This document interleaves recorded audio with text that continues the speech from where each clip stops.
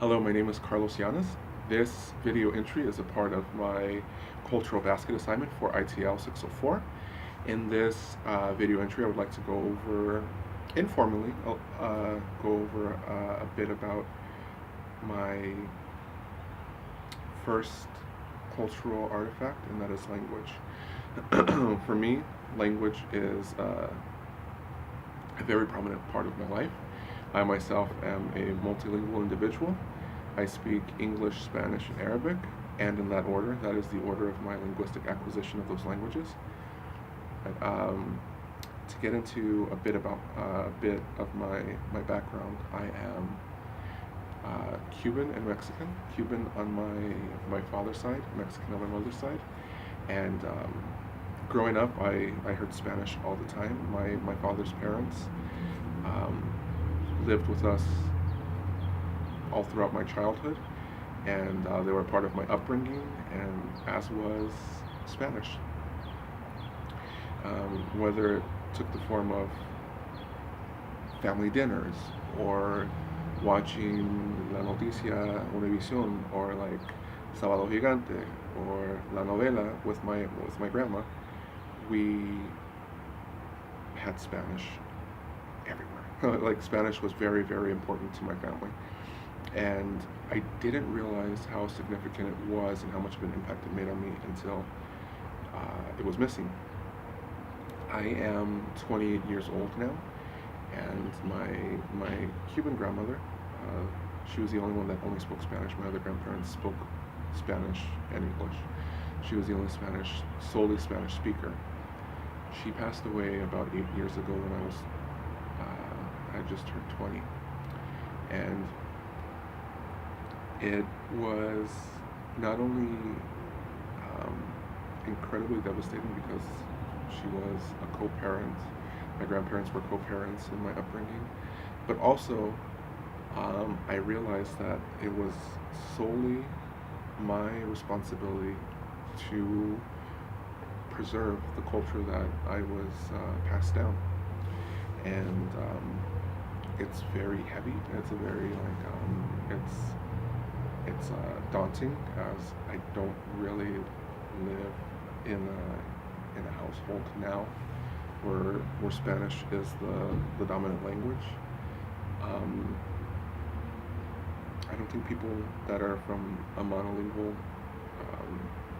background, and this is why I want to share my story about language a bit, because I don't think people that are of a dominant group, of a homogenous group that speak that language, will ever be able to understand what it's like to be an outsider, and the type of joy you can get from hearing your family's language. Like for me, whenever I hear Spanish, a part of me as a child again. I get to remember my grandparents' voices. I get to remember the smell of their cooking. I get to remember scenes from Spanish soap operas that my grandma used to watch. I can remember passionate displays while playing dominoes or cards. It all comes back to me, and it's really shaped who I am. A part of why I want to be a teacher is to be able to help students from diverse backgrounds, especially from the Latino, Hispanic community, have an easier transition into a more equally opportunistic job market. At the same time, not lose, while doing that, at the same time, not lose their heritage. So it is something that I try to do every day. I try to make sure that I speak Spanish as often as I can. Not so much at home, but at my job I do, as I work within the Ontario Montclair School District, and about 90% of the student body is Latino, Hispanic, of Mexican descent, and a good majority speak Spanish as well, either as a primary or secondary language. So I'm making strides, and I'm still using like Spanish and enjoying every minute. The second language that has a significant impact on who I am as a person is Arabic. Arabic is a language that I acquired a little bit later in life. When I was about 2 years old, I had a heart transplant, and I found out very early on that my heart donor was Egyptian American. And I got to meet his grandmother. I got to meet his grandmother when I was about 12 years old. And she was an incredibly sweet lady. She was very welcoming and loving. And she wrote down a list of Arabic words that she said would basically be useful for any situation.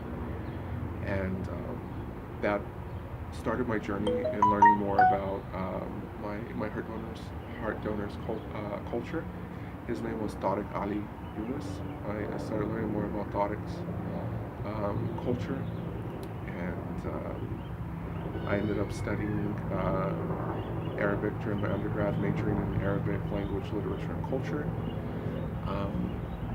And it might be strange for some, but when I hear Arabic, it elicits a very similar response within me as Spanish does, because I grew up with Spanish, but I also grew up with Arabic. You know, I'm 28 years old, and I started learning at 12, and that's over half of my life at this point. So not only do I identify linguistically as a Spanish speaker, but also Arab speaker. Whenever I hear Arabic, whether it be at religious events, I've been to I go to mosque, and like I I partake of the communal experience there.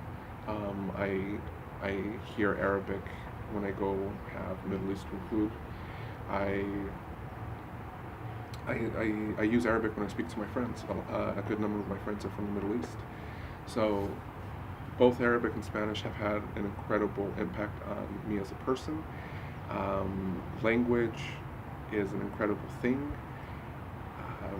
It's funny how impactful words are on us. But to quote Nelson Mandela, this is my favorite quote, if you talk to a man in the language that he knows, it goes to his head. But if you talk to a man in his language, it goes to his heart. And it's absolutely true. Um, if if you're around me and I hear Spanish, or if I hear Arabic, there's a light in my eyes that it can't be explained. I love it, and it's a part of me, and I'm glad that I was able to share this. Thank you.